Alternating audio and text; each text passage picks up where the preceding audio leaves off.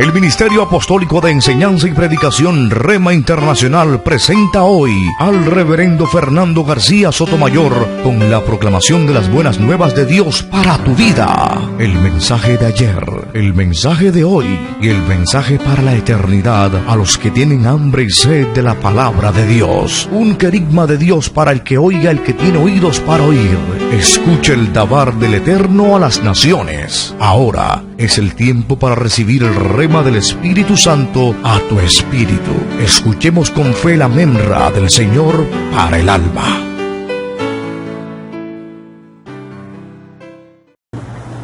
Marcos capítulo 4.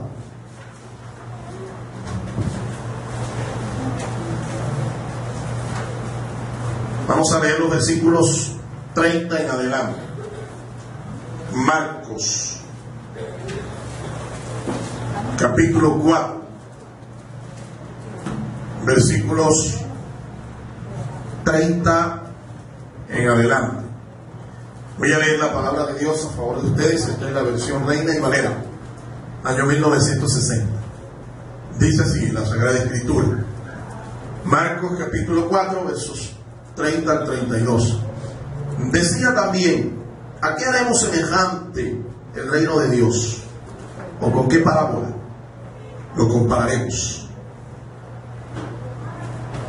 Es como el grano de mostaza, que cuando se siembra en tierra es la más pequeña de todas las semillas que hay en la tierra. Pero después de sembrado, crece y se hace la mayor de todas las hortalizas, y echa grandes ramas, de tal manera que las aves del cielo pueden morar bajo su sombra. Amén. Dios nos bendiga por esa palabra. Acompáñenme a orar. Vamos a rogar al Espíritu Santo que Él nos guíe y nos dé el sentido espiritual de esta palabra. Señor, nos acercamos a ti con el ruego, Señor, en nuestros labios, en el nombre de Jesucristo, que nos guíes con tu Espíritu, porque tú eres nuestro divino Maestro.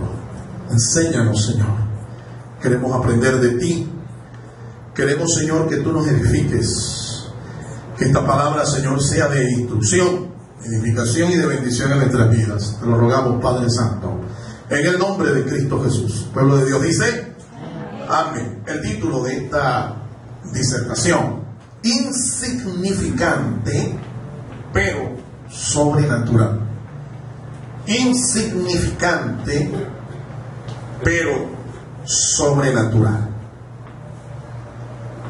La mostaza a la cual aquí se refiere el Señor cuando se dirige a este auditorio. La mostaza es una planta anual, es decir, al año que se siembra ella ya está en condiciones de dar su fruto. Es una planta anual. De la semilla de la mostaza se obtiene aceite y también se obtienen otros comestibles. Es decir que la mostaza es una planta que es comestible, se puede comer, apta para el consumo humano. El aceite que provee también es comestible y tiene también aplicaciones medicinales. En las Escrituras el Señor usa la mostaza para hablar de varios principios espirituales. A ver si usted se acuerda en su vida como cristiano, alguna vez le han enseñado algo acerca de la mostaza. ¿Con qué lo asocia inmediatamente? Con la fe. Con la fe, ¿verdad? Jesús en una ocasión le dijo a sus discípulos: si ustedes tuvieran fe, ¿verdad?, del tamaño de una semilla de mostaza, ustedes serían capaces de decirle a este monte que se desarraigue y trasladarlo al corazón del mar, y lo harían. Y cosas semejantes a estas el Señor dijo. Bien, en esta ocasión la mostaza a la que estamos refiriéndonos aquí, el Señor la usa para ilustrar mediante una parábola el crecimiento del reino de Dios. El crecimiento del reino de Dios. No se trata ahora de un asunto de fe, sino del desarrollo, el crecimiento del reino de Dios. Las semillas de la mostaza son microscópicas, son tan pequeñas que realmente son difíciles de distinguir. Pero cuando la semilla se siembra y nace la planta puede alcanzar hasta 4 metros de altura. ¿Sabe lo que es eso? Es un edificio por lo menos de 3 pisos, 2 pisos. 4 metros de alto puede alcanzar la planta de mostaza. Ahora, esta misma planta, como dijimos, tiene también propiedades medicinales. El Señor usó este tipo de figuras porque el contexto del público, las personas que le escuchaban a Él eran conocedoras de esto. De pronto para nosotros esto no es muy conocido, pero si usted fuera una persona campesina, una persona del campo, una persona que viviera en el campo y dependiera de los frutos del campo, esto también le fuera fácil de entender. Sin embargo, hoy vamos a tratar de aprender, aunque no somos campesinos, los principios espirituales que el Señor aplicó aquí al enseñar sobre el desarrollo del reino. El desarrollo del reino, como dijimos en el título de esta disertación, es insignificante cuando nace, tan pequeño como una semilla de mostaza, pero cuando crece y empieza a desarrollarse, su tamaño es tan grande que es sobrenatural, es obra del mismo Dios. La Biblia nos enseña que quien da el crecimiento a la obra, quien da el crecimiento a la iglesia, inclusive quien da el crecimiento a nuestra fe como creyentes, es el mismo Señor. Amén. Amén. Dios es el que da en nosotros esa capacidad para creer y para creer como Él también cree, porque al hablar de la fe tenemos que decir que Dios también es un Dios de fe. Amén. Dios es el Dios de la fe, pero Él también tiene fe, tanto que cree en nosotros. Dios cree en ti, dice a tu hermano que tienes ahí a tu lado, Dios cree en ti. Alabado sea el nombre del Señor. Ahora, Jesús compara el reino de Dios con la semilla de mostaza en sus enseñanzas parabólicas. Esta parábola que hoy vamos a tomar nos declara 2 grandes realidades acerca del reino. ¿Cuáles son esas 2 grandes realidades? Número 1, la realidad de su comienzo. ¿Cómo comienza el reino? ¿Cómo comienza la obra de Dios? Cuando el reino nace es pequeño, el Señor lo dijo, es como la semilla de mostaza. Y dice el Señor, es la más pequeña de todas las semillas. Es la más pequeña de todas las semillas. Y así es, en realidad, toda obra que empieza con el respaldo de Dios. Al principio lo vemos pequeño, ¿sí? Lo vemos tan pequeño que algunos lo ven insignificante. Esta obra ya tiene un tiempo. Ya nosotros vamos a tener 4 años. Ya podemos decir que tenemos algo de crecimiento. Podemos decir que tenemos algo de desarrollo. Tenemos identidad. Ya tenemos un aviso, un nombre, un programa de radio, un canal de televisión público en la web, una fundación social, tenemos personería jurídica especial del Ministerio del Interior de la República de Colombia. Es decir, vamos sumando, vamos creciendo. Pero todavía, cualquiera pasa por allí, enfrente de este edificio, y nos mira, y nos ve como, nos ve pequeño, nos ve insignificante. Ahora, allá adelante hay una congregación cristiana en toda la esquina. En ella su propio templo. Y la gente, me imagino, que hará comparaciones.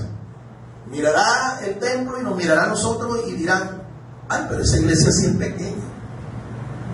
Tan pequeño es que algunos lo consideran algo insignificante. Pero precisamente la obra de Dios, cuando comienza, es así, es pequeño. hasta que el mismo Dios es quien va dándole el crecimiento, ¿verdad? De todas maneras, lo grande no es lo que impresiona a Dios, no es lo que impacta a Dios, ¿sí? Hay algunos que piensan que a Dios lo pueden impresionar con grandes edificios, grandes templos, grandes cifras, grandes pueblos, en fin. Y todo lo que ellos tienen es grande, grande, grande, grande. ¿Cuántos miembros hay en tu iglesia? 2,000. ¿Y en la tuya? No, hay 20 apenas. Entonces creen que Dios está con el grande, pero con el pequeño no. ¿Cuánto da gloria al Señor, hermanos? Y no es así. Si la obra es de Dios, a Dios no le impresionan las grandes cosas, porque cuando la obra de Él empieza es así. Además, de todas maneras, cuando usted le diga, oye, pero tu congregación si es pequeña, diga, de todas maneras el perfume fino siempre viene en frascos pequeños.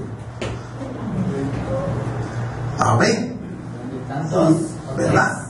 Y no hay que ser de pronto gigantescos para que Dios se mueva en medio de nosotros. Donde están, como dice el texto, hermano Robert, 2 o 3. Con 2 o 3 ya podemos decir esto es iglesia. Aquí hay más de 2, más de 3.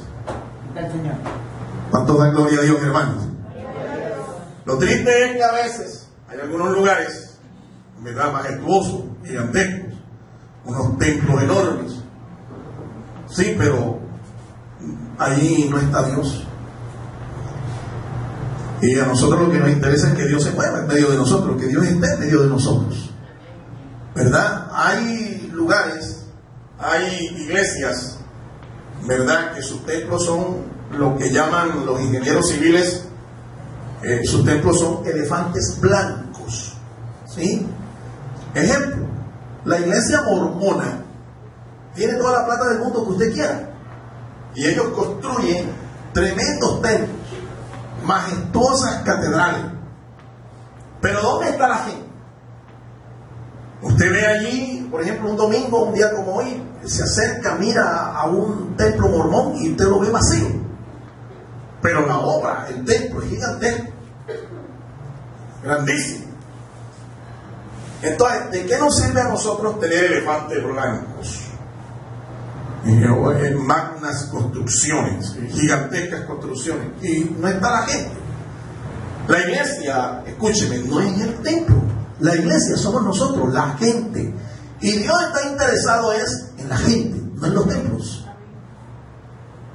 Así que es pequeño, ¿sí?, cuando nace, como la semilla de mostaza, la más pequeña. Pero lo increíble es que Dios está ahí. Ahora, cuando el reino nace, es insignificante. Insignificante. Nosotros los seres humanos somos dados a ser impresionados con las cosas grandes. La Biblia nos narra la historia del pueblo de Israel. Cuando Salomón le construyó el primer templo, con todo el respaldo de Dios, la provisión de Dios, construyó el primer templo, lo consagró, la gloria del Señor descendió al templo. Eso fue maravilloso, eso fue fantástico, la consagración de ese templo. Unos años después, más exactamente en el año 586 antes de Cristo, el rey Nabucodonosor de Babilonia destruyó el templo de Jerusalén. Ellos quedaron sin templo, fueron llevados cautivos. Daniel, Ezequiel, los príncipes y parte del pueblo fueron llevados cautivos a Babilonia. 70 años de cautiverio. Después de esos 70 años, Babilonia es quitada del poder. Son puestos por Dios los medos y persas. Y los medos y persas trataron magnánimamente al pueblo de Israel. Les permitieron el retorno. Ellos hacen varios retornos a su tierra. Y con el respaldo económico, logístico, el respaldo civil y económico de los reyes medo-persas, ellos volvieron a construir un templo, al que llamaron el templo de Zorobabel. Dios usó personajes como Nehemías, Esdras, Zorobabel, los profetas Ageo, Malaquías, Zacarías, para realizar su obra. El día que ellos fueron a consagrar el templo, en el capítulo 2 del libro del profeta Ageo, la Biblia nos dice que una multitud de los que estaban allí en el día de la consagración del templo, algunos de los más ancianos que habían visto la gloria, la majestad del templo de Salomón, lloraban de tristeza, porque ellos comparaban la gloria del templo de Salomón con el templo que tenían allí, y no era nada majestuoso, era un templo sencillo. Por eso el Espíritu Santo usa al profeta Ageo, y el profeta se dirige al pueblo y les dice: ciertamente ustedes ven este templo, que comparado con la gloria de Salomón no es nada, es pequeño, es insignificante. Pero el profeta da una palabra de esperanza, una palabra de consuelo, de ánimo, y les dice: la gloria postrera de este templo será mayor que la primera. ¿Cuánto da gloria al Señor? Y esto es un principio espiritual que siempre prima en todo lo que es de Dios. La gloria que Dios te va a mostrar después de un tiempo, si la obra es de Dios, la gloria postrera, la gloria posterior siempre será mayor que la primera. Eso ocurre inclusive también en nuestra vida como cristianos. Nuestra vida es como la luz de la aurora. La vida espiritual nuestra es así. Es como la luz de la aurora, dice el sabio Salomón, que en la mañana usted la ve tenue, es como la luz de la aurora, dice, pero va en aumento hasta que el día es perfecto. Así es el camino del justo, así es la obra de Dios. Nosotros sabemos que muy pronto vamos a tener que salir ya de este lugar. Yo creo que si vienen todos, realmente todos los miembros de esta congregación, todos los que han asistido, nosotros aquí no cabríamos. Tendríamos que pensar en otro lugar. Yo estoy orando al Señor porque allí en ese lugar según van a construir un centro comercial, y en todos los centros comerciales construyen salones de eventos, salones de reuniones. Y a lo mejor Dios se está moviendo de una manera misteriosa que nosotros no hemos visto, no hemos descubierto todavía, y allí nos va a construir a nosotros el salón donde nos vamos a congregar en el futuro. Amén.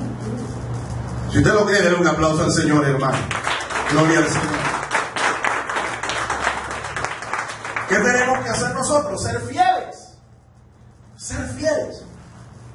Dejar que el Señor siga haciendo su obra. La obra que es de Dios permanece, mi amado hermano, y nada ni nadie la podrá detener, nada ni nadie la podrá destruir. Ahora, el nacimiento del reino es sobrenatural, es obra de Dios. Su comienzo se debe al mover del Espíritu Santo.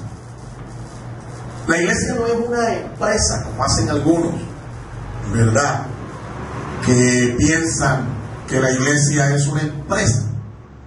La iglesia es semejante a una empresa administrable. Eso lo hemos enseñado muchas veces. En la iglesia administra.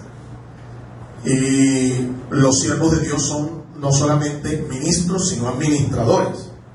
Aquí se administran recursos. Aquí se planea, se organiza, se dirige, se controla.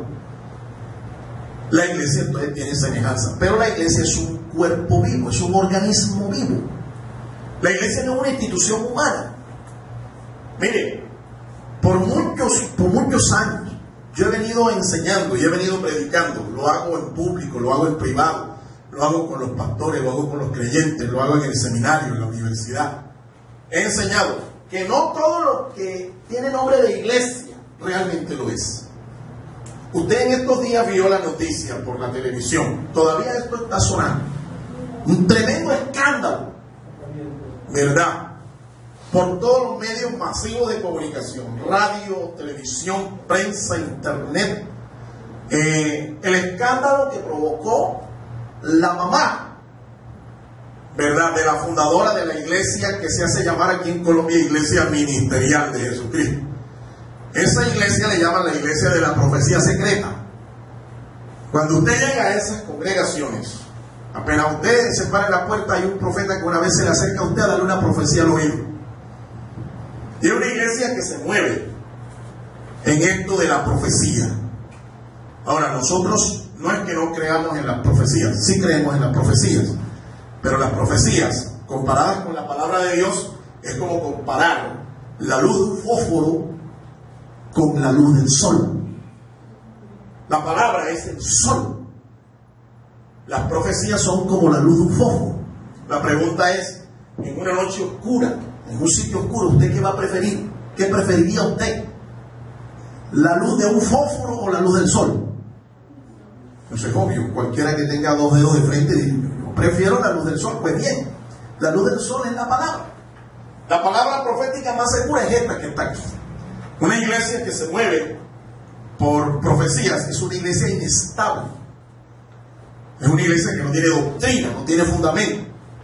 Pues bien, la mamá de la fundadora de esta iglesia, que realmente no es una iglesia, es un movimiento político que ha usado el evangelio como un medio para ganar discípulos y para fortalecerse política y económicamente. Ustedes vieron la declaración que hizo. Ella tomó un pasaje de la Escritura en el Antiguo Testamento, en el libro de Levítico, en donde el sacerdocio, según la ley de Dios, la ley mosaica, un sacerdote no podía tener defecto físico para ser sacerdote, además de pertenecer a la familia de Aarón. Para poder ser sacerdote, para poder ministrar como un levita en el templo de Jerusalén, usted tenía que ser parte de la familia de Aarón, descendiente de Aarón. Si no, usted no era, no podía ministrar en el templo. Ella tomó un pasaje del libro de Levítico y dijo que por asunto de conciencia y de estética, una persona tuerta, tullida físicamente, de la mano, de los pies, esta persona no podía ser un predicador de la palabra de Dios, un ministro de la palabra de Dios. Ella tomó un pasaje de la Escritura del Antiguo Testamento y lo malinterpretó y lo aplicó mal. En este tipo de iglesia no solo hay este desconocimiento de la palabra. La ley mosaica, en sus principios levíticos, los 613 mandamientos, nuestro Señor Jesucristo los redujo a 2. A ver si usted lo recuerda. El primero, le preguntaron una vez al Señor eso: ¿cuáles de la ley son? ¿Qué tengo que hacer para heredar la vida eterna? Y el Señor le dijo: guardar los mandamientos. ¿Y cuáles son los mandamientos? Jesús dijo: son 2. ¿Cuáles son esos 2 mandamientos? Amar a Dios con toda la mente, con toda la fuerza del corazón, y amar a quién? Al prójimo como a mí mismo. 2 mandamientos los redujo el Señor, de 613 a 2. Además de eso, nuestro orden sacerdotal no es levítico. Nuestro orden sacerdotal es según el orden de Melquisedec. Nosotros no estamos bajo el antiguo pacto, el pacto mosaico. Nosotros vivimos bajo un nuevo pacto que establece nuestro Señor Jesucristo. ¿Cuánto dan gloria al Señor? Gloria a Dios. En ese nuevo orden sacerdotal, el Señor no mira tanto lo físico, el Señor mira en lo del corazón, lo interno. A esta señora se le olvidó eso. Y no es que se le olvidó, sino que es que ella no tiene formación doctrinal. Entonces ya ve usted como cualquier pajarraco por ahí o pajarraca coge la Biblia, le da 3 vueltas, la malinterpreta, llega a tener prestigio, reconocimiento, cartel, discípulos, y se crea autoridad. Y la gente cree que esto es verdad. Mire el escándalo que se ha armado. ¿Sabe cuál es el problema realmente de todo esto? El problema no es tan solo que este tipo de iglesias no son iglesias, que estos ministros no son ministros realmente. Son ministros falsos, fraudulentos. Son ministros sin doctrina, sin llamado de Dios. Es un negocio. El problema no es solo eso, mi hermano. El problema es que cuando la opinión pública ve esto, ellos no distinguen entre lo que es falso y lo que es genuino. Y para ellos todos los evangélicos son iguales, todos los pastores son iguales. ¿Cuántos alaban al Señor? Pero aquí estamos predicando que no somos iguales. Estamos enseñando que no somos iguales. Y no todo lo que usted ve por ahí con el nombre de iglesia realmente lo es. No es iglesia. Repito, esto es un movimiento político, se llama MIRA, que ha usado el evangelio para conseguir sus propios intereses. Por ahí hay investigaciones que ya están cursando. Por ejemplo, violación a los derechos humanos. Todas las personas tullidas, los parapléjicos, las personas discapacitadas, de una vez saltaron porque se sintieron atropellados en su derecho. Tienen toda la razón. Y hay demandas ya que están cursadas a esta organización por parte de estas personas. Lo segundo es que la DIAN en Colombia, el Ministerio de Hacienda, ya le puse el ojo. Hace un tiempo esta iglesia, entre comillas, ya estaba en el ojo del huracán. Estaba siendo investigada por la procedencia de sus fondos porque no declaran renta. Y ya por ahí descubrieron que sus propietarios o sus fundadores tienen más de 13 millones de dólares en propiedades que no han declarado. 13 millones de dólares en propiedades que no han declarado. Ya ven, hay mucha sátira, mucha burla hoy en la opinión pública, lastimosamente, como hemos dicho. Nos confunden y dicen, todos son igual. Por ejemplo, en una emisora de radio aquí en prestigiosa en Colombia, ellos dijeron, ¿y por qué esta señora no dijo fulano o perencejo por ejemplo a un paralítico no puede ser predicador de la palabra de Dios, no puede ser un ministro, pero el diezmo sí tráemelo, no hay problema? ¿Por qué no le dijo que el diezmo tampoco se lo puede recibir? Es para que ustedes se den cuenta. El comportamiento de estas congregaciones, de estas iglesias, entre comillas, es un comportamiento sectario, herético. Sus ministros no tienen formación.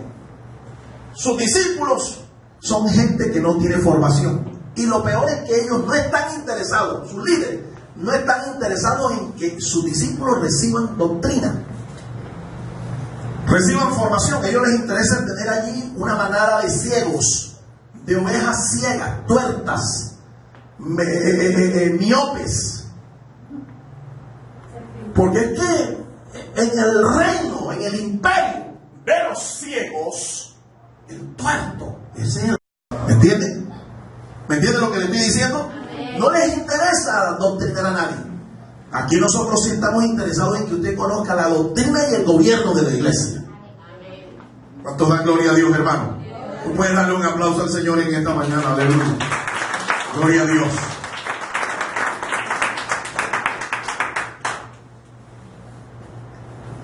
Cuando se va a fundar una obra, lo primero que Dios hace es llamar al ministro. Y el llamamiento de Dios, el llamado de Dios, tiene ciertas evidencias que la persona tiene que darse cuenta. Si tiene esas señales, esas evidencias, el llamado es de Dios. Esto no es nuestro tema. Pero un ministro, cuando Dios lo llama, no solamente le da la visión, también le da la provisión. Porque la obra de Dios necesita las dos cosas. Necesita la visión y necesita la provisión del Señor. Entonces, cuando un ministro, después de un tiempo, dice que Dios lo llamó y no tiene respaldo, no tiene provisión, tiene que considerar si realmente fue Dios quien lo llamó o no. El comienzo entonces del reino es obra o se debe al mover del Espíritu Santo. En este reino la humanidad, que está representada en esta parábola como las aves del cielo, pueden hallar alimento y provisión para su alma. Pueden hallar alimento y provisión. Las aves a las que se refiere aquí el Señor es la gente, la humanidad. La gente viene y encuentra en la iglesia provisión, encuentra en la iglesia respuesta, encuentra en la iglesia como las aves del cielo cuando encuentran un árbol grande y hacen sus nidos. Igual la gente viene y se establece en una iglesia local. Se establece. ¿Ven? Toda ave Cuando piensa en trascender, escúcheme, toda ave cuando piensa en dejar una generación, busca un árbol donde hacer un nido. Usted como creyente, usted tiene que hacerse miembro de una iglesia local y hacer su nido allí espiritual de esa iglesia local. Porque sus generaciones, la gente que van a ser sus hijos, sus descendientes, van a tener también una buena sombra que les cobijará durante toda su vida. ¿Cuántos dan gloria a Dios, hermanos? Al hacerse miembro entonces de una iglesia, usted está pensando en sus generaciones, sus hijos, sus descendientes. No solamente está pensando en usted, está pensando en los suyos, está pensando en trascender.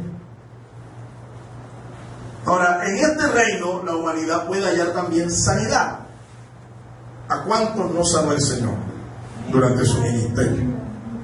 A Él vinieron cojos, ciegos, tuertos, mancos, y los sanó, los restauró.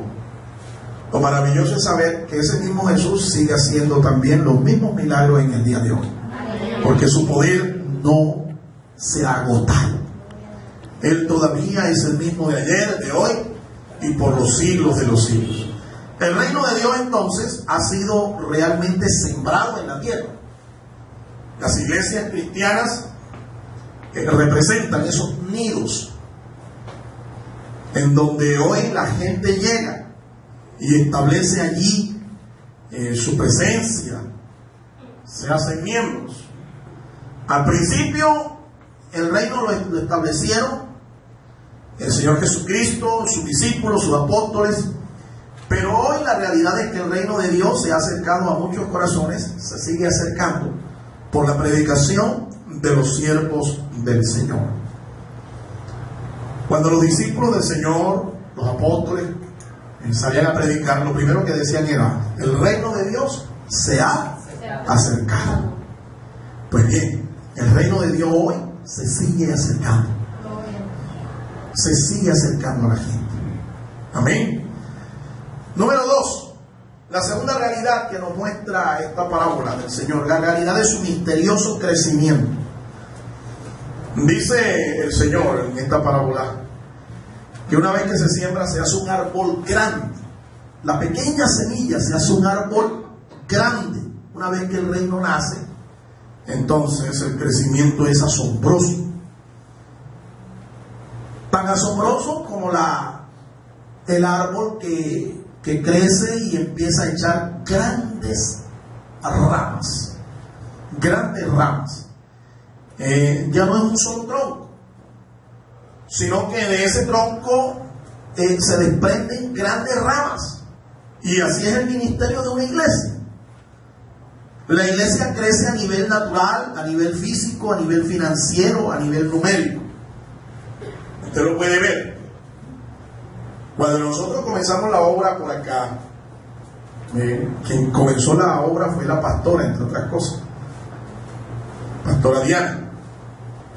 Eran poquitos, era la familia de Sara y unos cuantos más, y se congregaba el grupo se congregaba en la casa de la hermana Sara. Después el grupo fue creciendo, salieron a otro lugar, otra casa, ¿verdad?, donde estuvimos hasta hace poco.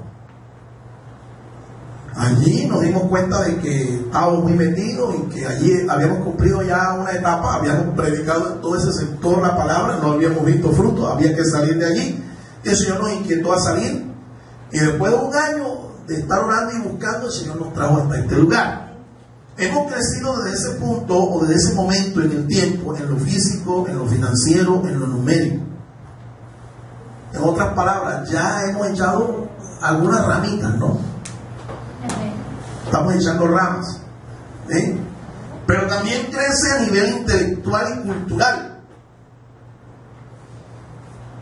Yo creo que la educación en todos los niveles es la respuesta mayoritaria a las necesidades que nosotros tenemos aquí en nuestra nación.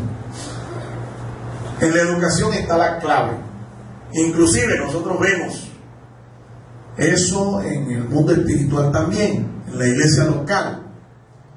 Un creyente que es educado, un creyente que es culto, un creyente que es doctrinado, un creyente que tiene formación, tiene instrucción, es un creyente libre, porque conoce la verdad. Y Jesús lo dijo: conoceréis la verdad y la verdad te hace ¿qué? Libre. Entonces, la ignorancia es sinónimo de esclavitud. Un pueblo ignorante, dijo Marco Fidel Suárez en una ocasión, dijo: un pueblo ignorante siempre será un pueblo esclavo. Por eso usted debe preocuparse también por establecerse metas en lo intelectual, lo cultural, aprovechar toda clase de cursos que usted lo forman en el área intelectual, cultural, en el área formal, capacitación básica, aprender manualidades, porque esto le ayuda en su crecimiento. Y Dios está de acuerdo en eso. En lo que Dios no está de acuerdo es que usted se estanque, usted no progrese. El crecimiento también es a nivel moral y espiritual. Cuando tú recibes doctrina, la doctrina bíblica te hace una persona espiritual, una persona con principios morales sólidos, con fundamentos morales sólidos. Pero una persona sin doctrina, además de que se vuelve, entre comillas, y discúlpeme la palabra si suena un poco brusca, se vuelve no una oveja, sino un borrego. ¿Ven? Y los comunistas precisamente atacan a la iglesia cristiana, los socialistas, los teólogos de la liberación atacan a la iglesia cristiana porque dicen que nosotros hemos convertido la religión en el opio de los pueblos y que lo usamos como un mecanismo para mantener a la gente allí como unos borregos. En el reino no van a entrar los borregos, entienda bien claro eso. En el reino de Dios van a entrar las ovejas. Allá no van a entrar cabras, ni chivos, ni nada de estas cosas. Van a entrar las ovejas. Mis ovejas, dice el Señor, oye mi voz. Yo las conozco y me siguen. Nadie las arrebatará de mi mano. Somos ovejas, ¿verdad? Pero resulta que una oveja, una de las cosas que tiene, la caracteriza, es que tiene 4 estómagos. Es un rumiante. La oveja digiere 4 veces su alimento, lo pasa por sus 4 estómagos. Eso es para que usted vea por qué fue que Jesús nos llamó ovejas. Él espera que nosotros crezcamos en esta parte moral, espiritual, doctrinal, no que seamos niños en lo doctrinal, porque nos moverá cualquier viento de doctrina. El crecimiento, como hemos dicho desde el principio, el crecimiento del reino es producto de la obra de Dios. A pesar de que en el desarrollo de la obra de Dios usted va a encontrar oposición. Esa oposición puede venir a veces de gobiernos que son hostiles, sistemas de gobierno hostiles, autoridades civiles que son hostiles, se oponen a la iglesia, al desarrollo de la iglesia. Usted lo puede ver. Esa hostilidad, esa oposición la encontramos a veces en las mismas autoridades civiles. A través de la historia, la iglesia se ha enfrentado a imperios completos que le han sido hostiles. El más grande imperio político de todos los tiempos, el Imperio Romano, se opuso al principio a la iglesia cristiana. Pero en el año 476 el Imperio Romano cayó y la iglesia sigue adelante hasta el día de hoy. ¿Cuánto dan gloria al Señor, hermano? Sigue adelante porque es la obra de Dios. Jesucristo dijo: edificaré mi iglesia y las puertas del infierno no prevalecerán contra ella. ¿Por qué? Porque es el Señor el que la fundó, que la sostiene, la protege. Esa oposición también a veces viene de sociedades incrédulas o ateas, sociedades que no creen en el Señor. Nosotros no somos ajenos a eso. Usted ve que en esta comunidad el interés por las cosas de Dios, por la palabra de Dios, es muy poco. Y de hecho la respuesta al llamado que le hemos hecho, a la invitación que le hemos hecho, es poca. Por eso es que tenemos que trascender. El mensaje tiene que trascender de esta comunidad. Hemos preparado por ahí unos 2.000 volantes para repartir nuevamente en este sector. Repartir e invitar a la comunidad. Pero ya eso lo hemos hecho. Vamos a volver otra vez a regar la semilla. Y la idea es trascender con el mensaje. Trascender, ir más allá de las 4 paredes, ir más allá de los límites de esta comunidad. Porque el Señor nos ha mandado a hacer eso. A pesar del rechazo, a pesar de la hostilidad, de la incredulidad de la gente. A veces esa oposición viene también del diablo y de todas sus huestes. Porque la obra del Señor es una obra espiritual. El reino es espiritual. Y hay un enemigo espiritual que está interesado en que la obra de Dios no avance. Ese enemigo se llama Satanás, el diablo. El diablo es el principal interesado en que la obra de Dios no avance, no crece. Pero a pesar del poder opositor del diablo, la obra de Dios sigue adelante. El crecimiento es tal, dice el Señor, que va a llenar el universo entero. El crecimiento del reino es tal que va a llenar el universo entero. El Evangelio se predicó hace 2000 años por parte de Cristo y sus apóstoles. Se sigue predicando hoy. Y hoy, de los 7.000 millones de habitantes que tiene el mundo, 7.000 millones y más, solamente se calcula que unos 2.000 millones conocen a Cristo, conocen el mensaje de la Biblia. Quiere decir que en el mundo hay 5.000 millones de personas que no son amigos de Jesucristo, no aman la palabra, aborrecen el Evangelio, aborrecen a Dios. 5.000 millones, fíjense. Sin embargo, la iglesia tiene el mandamiento de predicar el Evangelio hasta que el Señor venga. Amén. Nosotros vamos a seguirlo haciendo, predicando, enseñando, discipulando hasta que Él venga. Cuando el Señor venga, la Biblia nos enseña que Él va a establecer su reino. Y la introducción de este reino será apenas de 1000 años. 1000 años en donde Él va a reinar con vara de hierro. ¿Qué significa eso?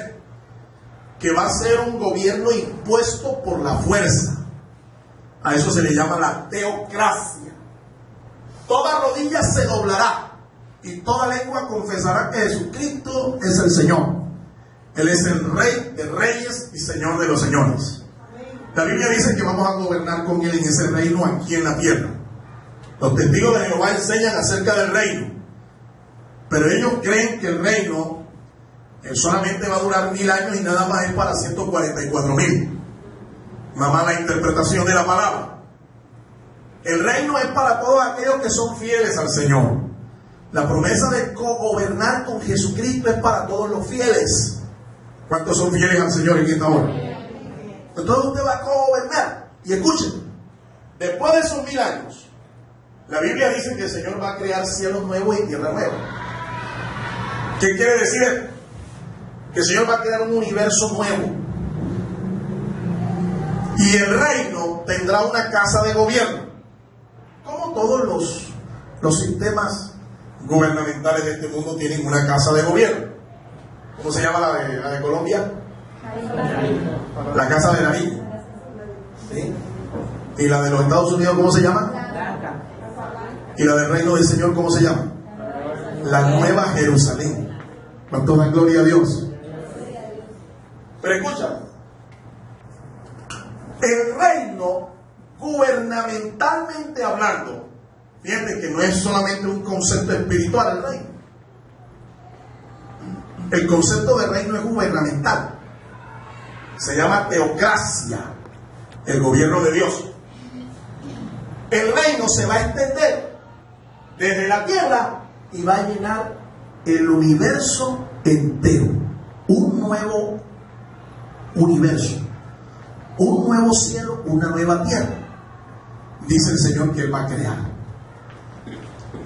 Y el gobierno del Señor será universal, no solo en la tierra, no solo en el corazón, no solo en la iglesia, sino que será universal. ¿Cuántos dan gloria a Dios? Quiero concluir en esta hora.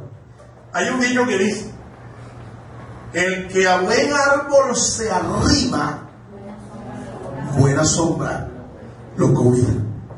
Fíjate cómo el Señor ilustró el reino con una semilla que se siembra, que es pequeña, pero después crece como un gran árbol hasta de 4 metros. Imagínese usted la sombra de un árbol de 4 metros. Ahora, ese árbol obviamente representa el reino.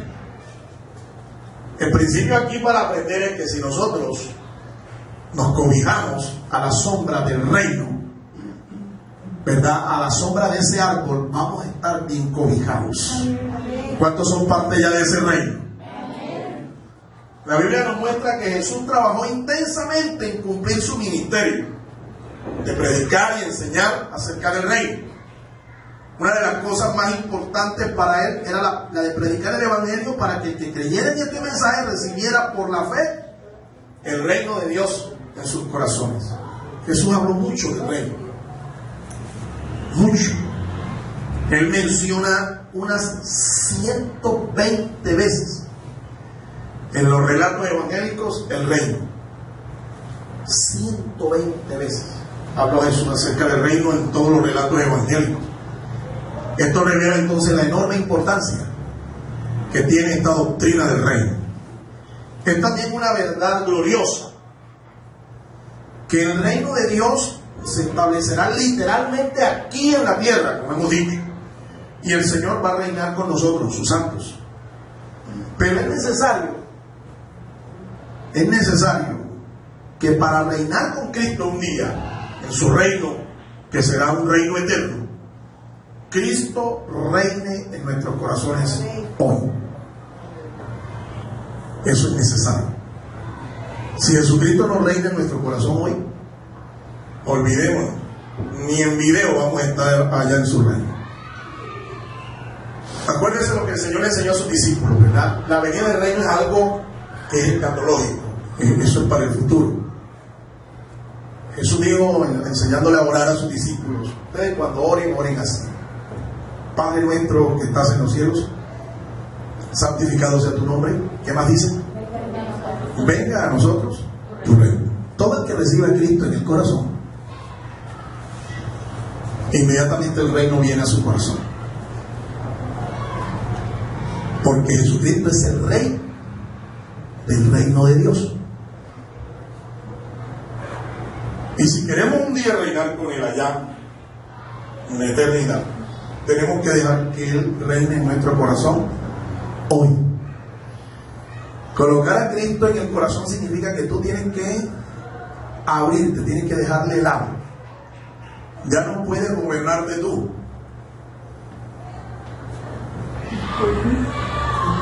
¿Me entiende lo que le estoy diciendo? Ahora quien tiene que gobernarlo a ustedes es el Señor. A través de su Espíritu Él lo va a gobernar, a través de sus palabras. Cierre ahí sus ojos. Quiero invitar a aquellas personas que nos están viendo que haga su decisión hoy de recibir a Cristo en su corazón como el Rey de su vida. Él no solamente quiere perdonar y borrar sus pecados, sino que quiere ser el Rey de su vida, el Señor de su vida. Si esa es su decisión, aquí en esta mañana hay alguien que quiere ratificar esa decisión. Quiero invitar a Jesús a que reine en su corazón. Puede repetir conmigo esta oración. Dígalo conmigo. Señor Jesús. Dígalo. Señor Jesús, te doy gracias por tu palabra. Te pido, Señor, que perdone todos mis pecados, mis faltas, todas mis afrentas. Te ruego, Señor, que inscriba mi nombre en el libro de la vida. Me selles con tu Espíritu Santo. Te pido, Señor, que entres en mi corazón y comiences a reinar en Él. Ya no quiero vivir la vida que yo vivo. Quiero vivir la vida que tú me ofreces. Gracias, Señor, porque ahora soy hijo de Dios y pertenezco a tu reino. Enséñame a orar, a amar, a seguirte y a perseverar desde ahora y para siempre en tus caminos. Gracias, Señor. Amén. Amén y amén. ¿Cuántos dan gloria al Señor, hermano? El Ministerio Apostólico Rema Internacional pone a disposición esta predicación. Ofrecemos ministración a simposios, seminarios, campañas evangelísticas, educación globalizada sana y de carácter interdenominacional. Escríbanos a ministerio-rema-internacional@gmail.com o llámenos al celular 316-270-7181.